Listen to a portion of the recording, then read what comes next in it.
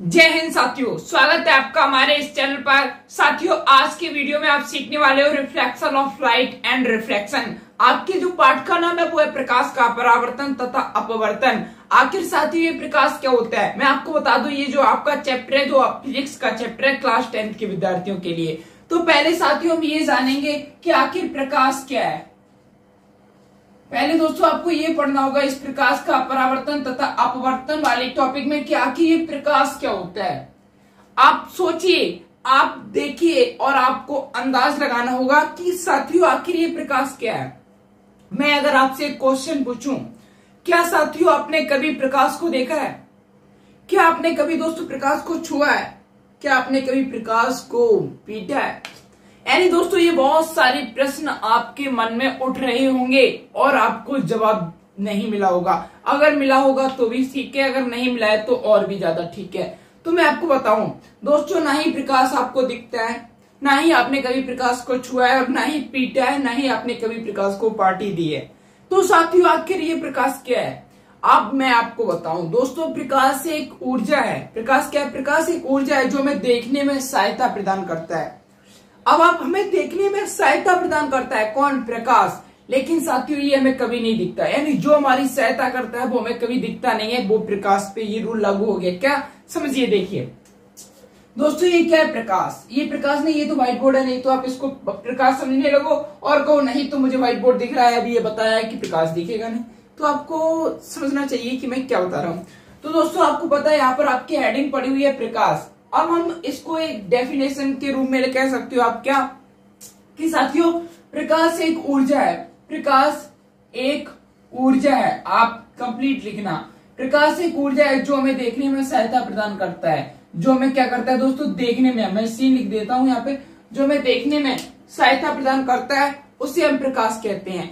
यानी साथियों आप प्रकाश से समझ सकते हो क्या कि प्रकाश एक वह वस्तु है जो हमें देखने में सहायता प्रदान करती है। वस्तु नहीं बोल सकते क्योंकि अब दोस्तों ऐसी कोई वस्तु नहीं है। अगर आप वस्तु बोलोगे तो एक अलग सिस्टम हो जाएगा, वस्तु मत बोलिए। प्रकाश एक प्रकार की ऊर्जा है जो हमें देखने में सहायता प्रदान करता है। क्या? अब दोस्तों प्रकाश क्या करता है? प्रकाश की वजह से आप मुझे देख पा रही हो, प्रकाश की वजह से आप जो कुछ भी देख पा रहे हो सब कुछ प्रकाश की वजह से देखते हो। अगर प्रकाश ना हो दोस्तों आप कुछ भी नहीं देख पाओगे, कुछ भी। सिर्फ महसूस तो कर सकते हो, लेकिन प्रकाश की वजह से आप वस्तुओं को देखते हो। ठीक है, अब देखिए आगे चलते हैं। तो साथियों आपने ये डेफिनेशन तो सीख ही ली क्या, कि प्रकाश एक प्रकार की ऊर्जा है। प्रकाश एक प्रकार की ऊर्जा है। क्या है दोस्तों? प्रकाश एक प्रकार की ऊर्जा है जो हमें देखने में सहायता प्रदान करता है, जो देखने में हेल्प करता है। ये लिख दो डायरेक्ट। यानी साथियों आपने एक चीज देखी कि प्रकाश जो है वो, मैं आपको बताऊं, एक प्रकार की ऊर्जा है जो हमें देखने में सहायता प्रदान करता है। अब दोस्तों मैं आपको एक तथ्य बताऊं, इसका फैक्ट देखिए। अगर आप साथियों क्वेश्चन बताइए कि आपके हिसाब से इस दुनिया में सबसे तेज कौन चलता है, बताइए दोस्तों। आपके हिसाब से, किसके? आपके हिसाब से, आपके अकॉर्डिंग साथियों इस दुनिया में सबसे तेज कौन चल रहा है? क्या ट्रेन या हेलीकॉप्टर, फाइटर जेट, कुछ भी बताइए, कुछ भी जो आपके दिमाग में आ रहा हो। आपके अनुसार क्या सबसे तेज गति से कौन चल रहा है? एकदम बहुत ही तेज गति से, बताइए बताइए। अगर दोस्तों आप कुछ भी सोच रहे हो कि हेलीकॉप्टर, अगर फाइटर फ्लाइट, तो ये सब गलत है। मैं आपको बताऊं सबसे तेज इस ब्रह्मांड में जो ऑब्जेक्ट चलता है वो दोस्तों प्रकाश ही है। प्रकाश इतनी तेज चलता है कि दोस्तों इसकी निर्वात में चाल होती है। प्रकाश की निर्वात में चाल, प्रकाश की निर्वात में जो चाल होती है दोस्तों 3 × 10⁸ मीटर प्रति सेकेंड, 3 × 10⁸ मीटर प्रति सेकेंड होती है निर्वात में चाल। अब आपका एक क्वेश्चन आना चाहिए कि साथियों ये निर्वात क्या होता है? दोस्तों निर्वात वह स्थान समझ सकते हो आप जहां पर वायु तक ना हो, उसे निर्वात कहते हैं। आप निर्वात और वायु में यही प्रकाश की चाल होती है लगभग। तो मैंने आपको बताया क्या कि जो साथियों प्रकाश है इस ब्रह्मांड में सबसे तेज जो चलने वाली वस्तु है वो हमारा प्रकाश ही है। मतलब साथियों इतनी तेज गति से चलता है ये प्रकाश कि आप सोच नहीं सकते हो। आपको अगर इसकी कैलकुलेशन करनी है तो कीजिए। ये क्या हो जाएगा? 3 × 10⁸, यानी दोस्तों कितने जीरो आ जाएंगे? 8। 1 2 3 4 5 6 7 8। ठीक है, तो ये लिख लेते हैं 1 2 3 4 5 6 7 8। अब इसको करते हैं इकाई, ढाई, सैकड़ा, हजार, 10,000, लाख, 10 लाख, करोड़, 10 करोड़, 30 करोड़ मीटर प्रति सेकंड। इसका मतलब क्या हो गया? 30 करोड़ मीटर प्रति सेकंड। यानी साथियों अपने 1 सेकंड आपका टाइम हुआ और प्रकाश 30 करोड़ मीटर चला गया। अगर साथियों इसको और अच्छे से कैलकुलेशन करें तो आप बताइए 1 मीटर में मतलब 1 किलोमीटर में कितने मीटर होते हैं? 1000 मीटर। तो हम इसको किलोमीटर में बदल के 1000 का भाग कर दिया। ठीक, अब कितना बचा? 1 2 3 यानी इकाई, ढाई, सैकड़ा, हजार, 10,000, लाख। यानी दोस्तों आप देखिए प्रकाश 3 लाख किलोमीटर जाता है 1 सेकंड में। अब सोचिए अगर साथियों आपने एकदम ऐसे करके आंख बंद किया और खोला तो प्रकाश 3 लाख किलोमीटर जा चुका होगा।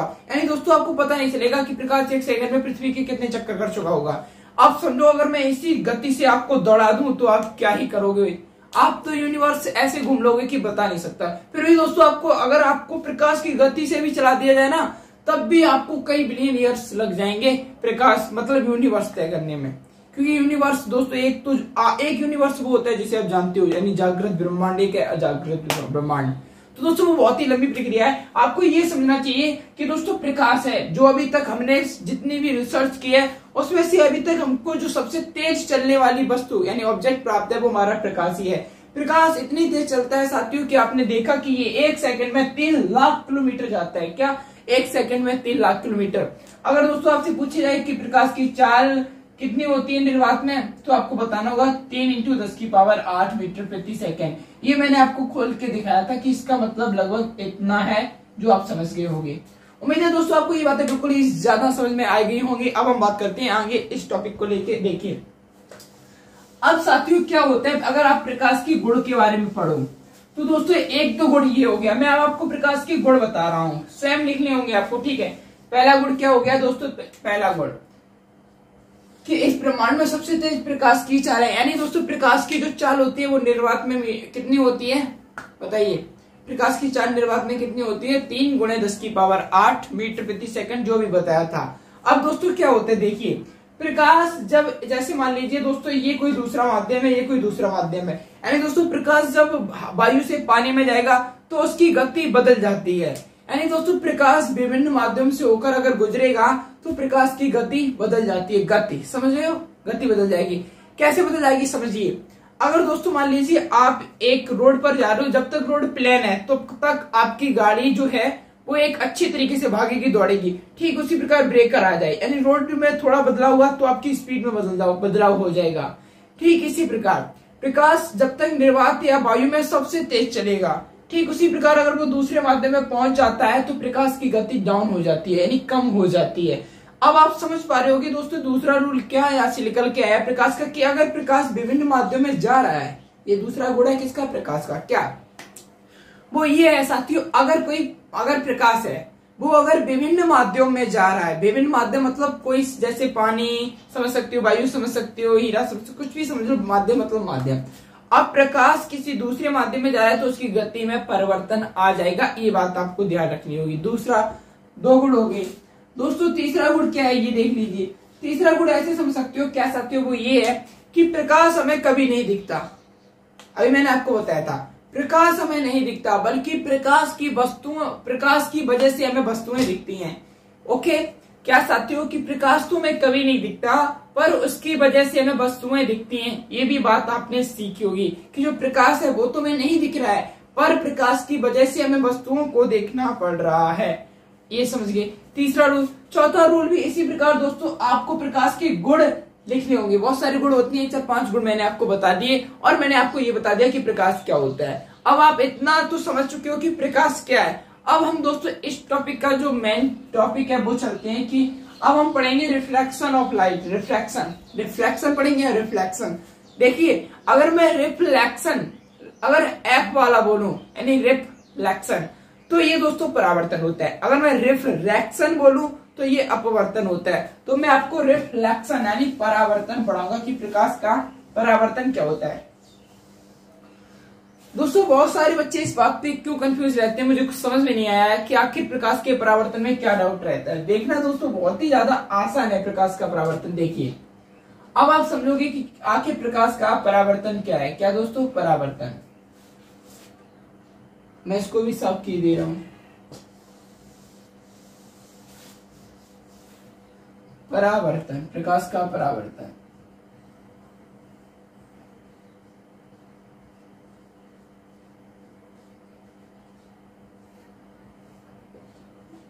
अब देखिए मैं आपको पहले प्रकाश के परावर्तन की डेफिनेशन क्लियर कर दूं। क्या प्रकाश जब दोस्तों किसी चिकनी तथा पॉलिशदार सतह पे टकराता है, अभी आपको दिमाग नहीं लगाना, पहले सुन लेना। क्या जब प्रकाश किसी चिकनी तथा पॉलिशदार सतह पे टकराता है तो दोस्तों वो उसी माध्यम में वापस लौट जाता है। अब सुनिए, जब प्रकाश किसी जब प्रकाश की किरण या प्रकाश किसी पॉलिशदार सतह पे टकराता है तो परावर्तन के पश्चात दोस्तों उसी माध्यम में वापस लौट जाता है। इसी घटना को हम प्रकाश का परावर्तन कहते हैं। अब आके दोस्तों आपको समझ में नहीं आया तो पहले आप देखिए इस डेफिनेशन में मेन शब्द आपने क्या देखा, प्रकाश सीख गए, फिर चिकनी तथा पॉलिशदार सतह। यानी अब हमें समझने के लिए पहले हमारे पास क्या होनी चाहिए, एक चिकनी तथा पॉलिशदार सतह। मान लीजिए दोस्तों ये आपकी चिकनी तथा पॉलिशदार सतह है, ठीक है। ये आपकी इधर मैं इस साइड पॉलिश की दे रहा हूं, ठीक। अब आपको डेफिनेशन को पकड़ना है। डेफिनेशन कह रही है जब प्रकाश की किरण, यानी जब प्रकाश, आपको प्रकाश पता है क्या है, दूसरा पॉलिशदार सतह भी पता चल गई, ये रही। अब इस पर कोई प्रकाश टकराएगा तो दोस्तों परावर्तन उसी माध्यम में वापस लौट आता है। अब देखिए मान लीजिए दोस्तों ये कोई प्रकाश की किरण आ रही है, ये प्रकाश की किरण आई, ठीक है दोस्तों। अब जब ये प्रकाश की किरण आ रही है, ये देखिए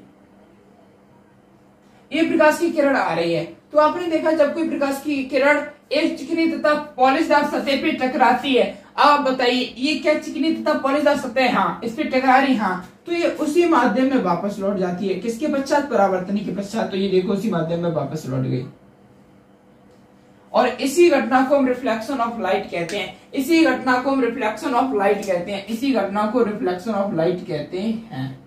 देखिए मान लीजिए दोस्तों ये क्या है, ये जो मार्कर है वो किसी चिकनी तथा पॉलिशदार सतह है। अब मान लीजिए इधर प्रकाश से किरण आ रही है तो इस पर टकराएगी और जस्ट ऐसे मतलब निकल जाएगी, यानी परावर्तन के पश्चात चली जाएगी। ऐसे नहीं समझ में आ रहा है तो दोस्तों आपने क्या किया होगा, कभी बॉल लेना और इस तरीके से मारते हो तो बॉल वापस आती है उसी माध्यम में। तो ये सब है क्या, प्रकाश का परावर्तन ही है। क्या, प्रकाश का परावर्तन। अगर आप चाहो तो क्या करना है, लाइट को लेना और इस पे मारोगे तो ये इसी दिशा में जाएगी। आप समझ सकते हो अगर आप करना चाहो तो आपने देखा साथियों क्या कि जब कोई प्रकाश की किरण चिकनी तथा पॉलिशदार सतह पे टकरा रही है, देखिए टकरा रही है, तो दोस्तों वह उसी माध्यम में वापस लौट जाती है। इसी घटना को, ये जो घटना बनी हुई है, इसी घटना को हम रिफ्लेक्शन ऑफ लाइट कहते हैं, यानी प्रकाश का परावर्तन कहते हैं। क्या कहते हैं, प्रकाश का परावर्तन कहते हैं, प्रकाश के परावर्तन कहते हैं, ठीक है। अब देखिए मैं आपको बताऊं, अब दोस्तों जो अब सिस्टम, ये दोस्तों आपको ये ध्यान रखना, ये किरण आ रही है। अब देखिए अब मैं आपको बता दूं दोस्तों इनके कुछ नाम होते हैं, वो देख लीजिए। क्या साथियों, जब कोई प्रकाश की किरण किसी चिकनी तथा पॉलिशदार सतह पे टकराती है, परावर्तन के पश्चात उसी माध्यम में वापस लौट जाती है, इस घटना को क्या कहते हैं, very good, reflection of light कहते हैं। अब ये देखिए जो दोस्तों प्रकाश की किरण टकराती है, दोस्तों ये प्रकाश की किरण आ रही है तो इसको बोलते हैं इंसिडेंट रे। क्या, इंसिडेंट रे, यानी दोस्तों आप सीधा याद रखिए जो प्रकाश की किरण आती है उसे बोलते हैं आपतित किरण, आपतित किरण। अब जो प्रकाश की किरण आती है, यानी ये कौन सी किरण है दोस्तों, आपकी आपतित किरण है जो आ रही है, और जो परावर्तन के पश्चात चली जाती है उसे बोलते हैं परावर्तित किरण। परावर्तन मतलब परावर्तित, आप आने मतलब आपतित, इसको क्या बोलते हैं, परावर्तित किरण।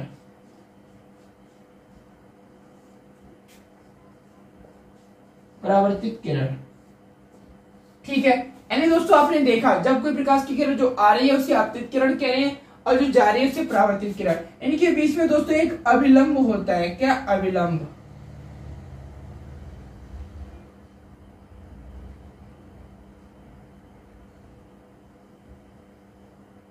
इनके बीच में क्या होता है, अभिलंब। अब देखिए, अब दोस्तों दो कोण बनते हैं, इसको कोण कहते हैं आई, कोण आई, और ये कोण होता है कोण आर।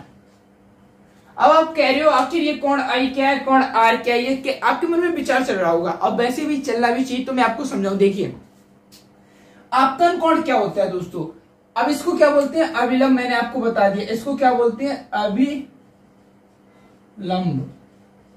ये हो गया अभिलंब। देखिए, अब मैं आपको क्या बता रहा था साथियों, देखिए अब कोण आई कोण आर का मतलब क्या है। देखिए साथियों, जब कोई प्रकाश की किरण जब आपने देखी तो इस घटना को पढ़ा कि चिकनी तथा पॉलीदार सतह पे टकरा रही है तो वह उसी माध्यम में वापस लौट रही है, इसी घटना को रिफ्लेक्शन ऑफ लाइट बोले तो प्रकाश का परावर्तन कहते हैं। जब आपने ये चीज को देखा तो आपको दोस्तों पता चला कि इन दोनों के बीच में कुछ कोण बन रहे हैं। अब आखिर इस कोण को ये क्यों कहते हैं। देखिए, आपतित किरण ये है और अभिलंब ये है, तो दोस्तों आपतित किरण तथा अभिलंब के बीच जो कोण बनता है उसे हम कहते हैं आपतन कोण। क्या कहते हैं, आपतन कोण। और दोस्तों आपतन कोण को हम आई से प्रदर्शित करते हैं। ये क्या है, कोण आपतन कोण। ये क्या है साथियों, कोण आई क्या होता है, आपतन कोण, आपतन कोण।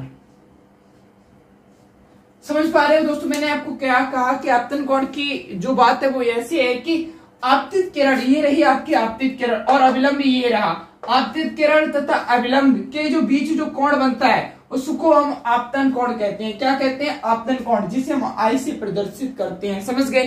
ठीक इसी प्रकार दोस्तों परावर्तित किरण की क्या हो जाएगा, परावर्तित किरण का ये हो जाएगा दोस्तों। देखिए, अभिलंब तथा परावर्तित किरण, अभिलंब तथा परावर्तित किरण के बीच जो कोण बनता है, अभिलंब तथा परावर्तित या परावर्तित किरण तथा अभिलंब के बीच जो कोण बनता है उसे कोण आर यानी बोले तो परावर्तन कोण कहते हैं। यानी कोण आर क्या होता है दोस्तों, परावर्तन कोण, परावर्तन कोण क्या होता है साथियों, परावर्तन कोण। बस ये घटना है दोस्तों रिफ्लेक्शन ऑफ लाइट की। अब क्या हुआ देखिए, अब दोस्तों आप पता है अगर आप थोड़ा सा भी दिमाग लगाओगे तो आपको बहुत सी चीजें इसमें पता चल जाएंगी। अब क्या होगा देखिए दोस्तों, प्रकाश के परावर्तन के नियम, क्या नियम। अब आपको ये पढ़ना होगा कि प्रकाश के परावर्तन के रूल्स क्या है। यानी दोस्तों प्रकाश के परावर्तन के कुछ नियम होते हैं, वो क्या है वो देखिए। पहला तो दोस्तों एमसीक्यूज के फॉर्म में पूछा जाता है कि प्रकाश के परावर्तन के कितने नियम होते हैं, तो आप आंख बंद करके तुरंत जवाब लगा देना, 2। प्रकाश के परावर्तन के कितने नियम होते हैं दोस्तों, 2 नियम होते हैं। ये बात आपको हमेशा याद रखनी होगी कि प्रकाश के परावर्तन के 2 नियम होते हैं। कितने होते हैं साथियों, 2 नियम होते हैं।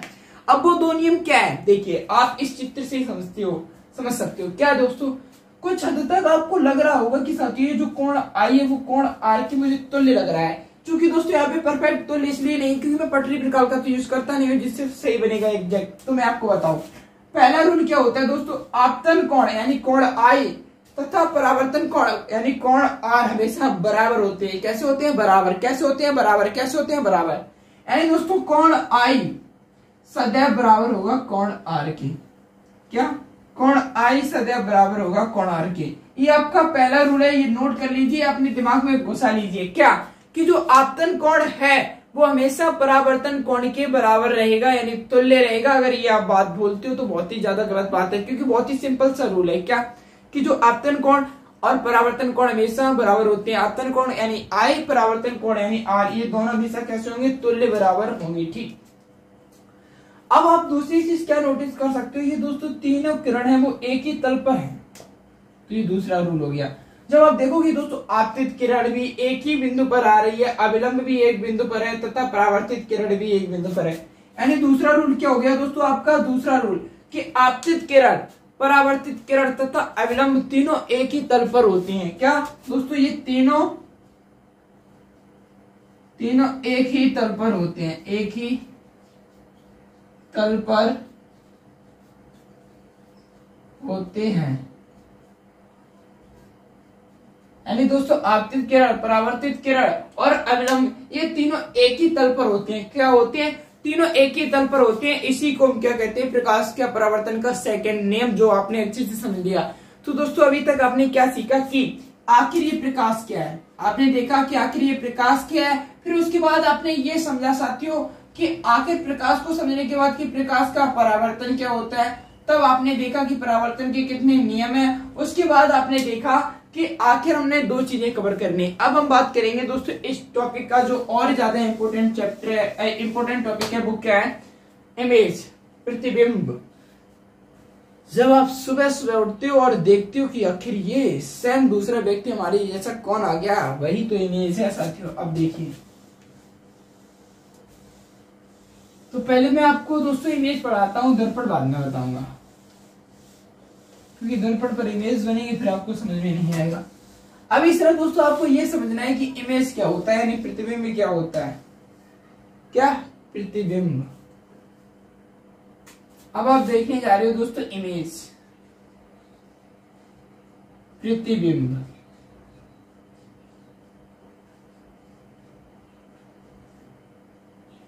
बताइए साथियों, प्रतिबिंब क्या है आपके हिसाब से? प्रतिबिंब किसे कहते हैं? तो दोस्तों मैं आपको बताऊं डेफिनेशन। जब कोई प्रकाश की किरण किसी दर्पण पे या लेंस पे टकराती है, आप समझ लेना, जब कोई प्रकाश की किरण किसी दर्पण या लेंस पे टकराती है तो परावर्तन या अपवर्तन के पश्चात उसकी किरणें या तो वास्तव में मिलती हैं या मिलती हुई प्रतीत होती हैं। इस घटना को हम इमेज कहते हैं। देखो कैसे। अभी दोस्तों आपको अपना ज्यादा दिमाग नहीं लगाना है। अभी आपको ये नहीं पूछना है कि ये फोकस क्या है, ये ध्रुव क्या है। अभी सिर्फ आप इमेज के बारे में सीख रहे हो, एडवांस मत जाना बिल्कुल, नहीं तो ऊपर से चला जाएगा। क्या? देखिए, अभी मैं आपको ये समझाना चाह रहा हूं कि इमेज क्या है। देखिए, पहले मैं आपके सामने दो डायग्राम बनाऊंगा, फिर मैं दोस्तों आपको अभी इमेज की डेफिनेशन में आपको दोबारा से बताऊंगा, उसकी चिंता मत कीजिएगा आप।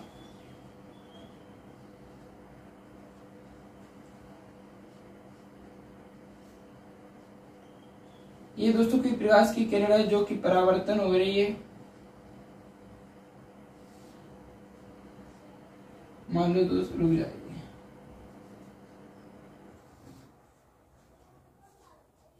अब देखिए क्या मैं बता रहा था दोस्तों, ये कौन सा दर्पण है हमें कोई मतलब नहीं, हम इसको नाम दे रहे हैं M1 M2। दोस्तों ये कोई दर्पण है और यहाँ पर हमारी वस्तु रखी है। तो दोस्तों जब हमारी वस्तु की किरण जाती है तो यहाँ पर टकराती है तथा परावर्तन के पश्चात इधर आ जाती है। फिर क्या होती है, हमारी वस्तु यहाँ से जाती है, फिर परावर्तन के पश्चात यहाँ पर आती है और ये दोनों किरणें यहाँ पर मिल जाती है। और जो ये जो किरणें यहाँ पर मिली है, यही हमारा मान लीजिए I और I' प्रतिबिंब है, जो कि इस तरीके से बना हुआ है। अब आप ये बताइए कि मैं आपसे ये पूछूं, ये वास्तविक प्रतिबिंब है क्या ये आभासी प्रतिबिंब है?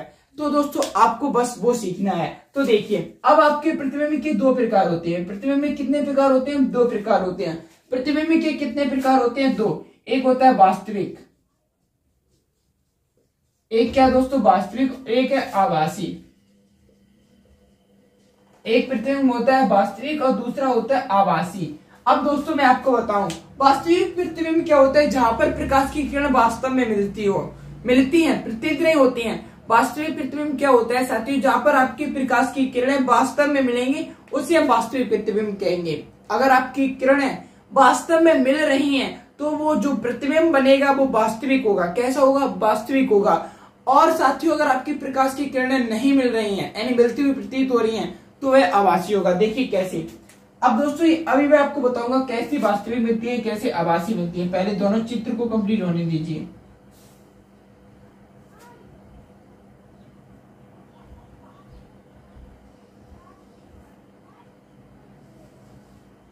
आपके सामने एक डायग्राम और बना रहा हूं मैं।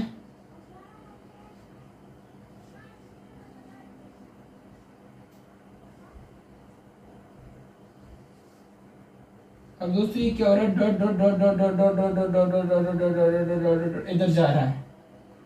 इसको थोड़ा और बड़ा कर दिया, ठीक है। बस अभी आप दिमाग मत लगाना, आपके बिल्कुल समझ में आ जाएगा।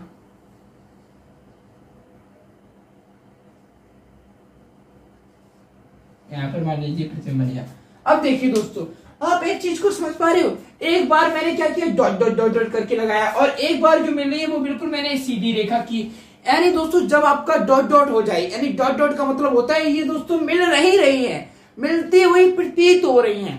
डॉट डॉट का मतलब ये समझ सकते हो आप अपनी भाषा में, क्या ये किरणें जो है वास्तव में नहीं मिल रही हैं, भाई साहब बिल्कुल नहीं मिल रही हैं, हमें ऐसा प्रतीत हो रहा है कि ये किरणें जो है वो मिल रही हैं। तो दोस्तों जब हमें प्रतीत होने लगे, यानी जब हमें दिखे कि हाँ ये एस डॉट डॉट दिखे या हमें प्रतीत होता है, तो वह हमारा उस जगह हमारा प्रतिबिंब बनेगा आभासी। कैसा बनेगा? आभासी। आभासी बनता है। और यहाँ पर दोस्तों मैंने क्या किया है, देखिए यहाँ पर मैंने ये किया है साथियों कि मैंने यहाँ पर डॉट डॉट नहीं लगाया, यहाँ पर किरणें मैंने डायरेक्ट रेखा की है, यानी यहाँ पर किरणें वास्तव में मिल रही हैं। तो ये आपका कौन सा प्रतिबिंब है, वास्तविक प्रतिबिंब है। अब दोस्तों एक फैक्ट मैं बताऊं आपको आभासी प्रतिबिंब और वास्तविक प्रतिबिंब का। दोस्तों जो आपका वास्तविक प्रतिबिंब होगा, ये बात हमेशा याद रखना और गांठ बांध लेना। क्या, अगर दोस्तों जो आपका वास्तविक प्रतिबिंब होगा वो हमेशा उल्टा बनेगा, हमेशा कैसा बनेगा, उल्टा।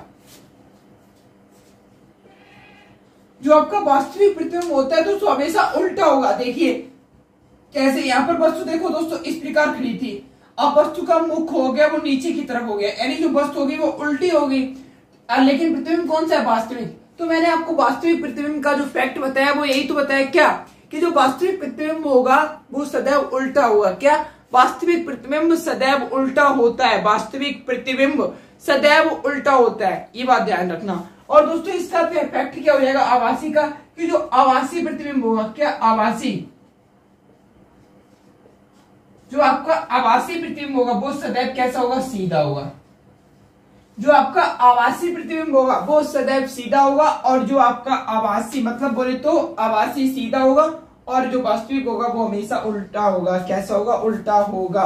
अब देखिए, अब आपने प्रतिबिंब की डेफिनेशन क्या देखी थी, जब कोई प्रकाश की किरण किसी दर्पण पे टकराती है या अब लेंस पे टकराती है। आप पहले दर्पण समझ लीजिए, ये क्योंकि दोनों ये दोस्तों जो दोनों डायग्राम है वो दर्पण के हैं। जब कोई प्रकाश की किरण दर्पण पे टकराती है तो परावर्तन के पश्चात या तो वह मिलती है, यहाँ पर मिली हुई है, या तो वह मिलती हुई प्रतीत होती है। तो इन दोनों को हम क्या कहते हैं, इमेज, इन दोनों को प्रतिबिंब कहते हैं। लेकिन दोस्तों आपने देखा कि प्रतिबिंब के भी दो प्रकार हैं, जिसे हम वास्तविक प्रतिबिंब या आभासी प्रतिबिंब, दोस्तों वास्तविक और आभासी प्रतिबिंब कहते हैं। आपने देखा कि वास्तविक प्रतिबिंब में वस्तुएं वास्तव में मिल रही हैं, और आभासी प्रतिबिंब में वस्तुएं हमें मिलती हुई प्रतीत हो रही हैं, जो कि आभासी प्रतिबिंब होता है। ओके, अब आपको ये चीज समझ में आ गई। तो आज आपने देखा साथियों कि प्रकाश क्या होता है, प्रकाश के परावर्तन के नियम और प्रतिबिंब के बारे में।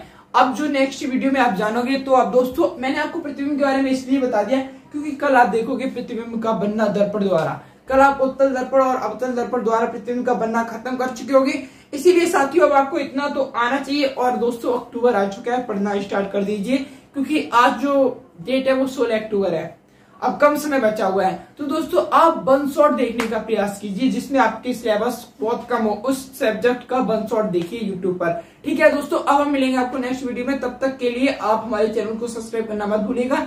जय हिंद, वंदे मातरम।